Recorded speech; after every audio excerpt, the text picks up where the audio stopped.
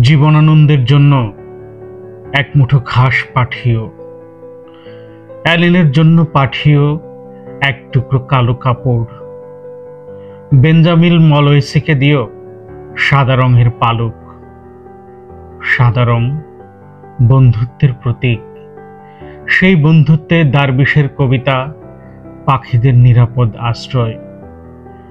কালো রং শোকের চিহ্ন, শোক সন্তপ্ত দেশে জান্তা সরকার সচির বক্তৃতা শুনতে মোটেও রাজি নয়।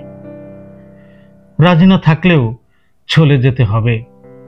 দখলদার বাহিনী চলে গেলে লিলি ও গোলাপের চাষাবাদ শুরু হবে। যারা ভালোবাসার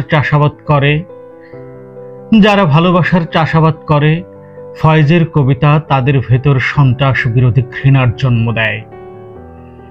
ঘৃণাই যথেষ্ট নয়, দেশটির ভাবমূর্তি অক্ষুণ্ণ রাখার জন্য শামসুর রাহমান পড়তে হবে এবং টিপাইমুখী বাঁধ নির্মিত হলে সেলিম আলী দেশ ত্যাগ করবেন।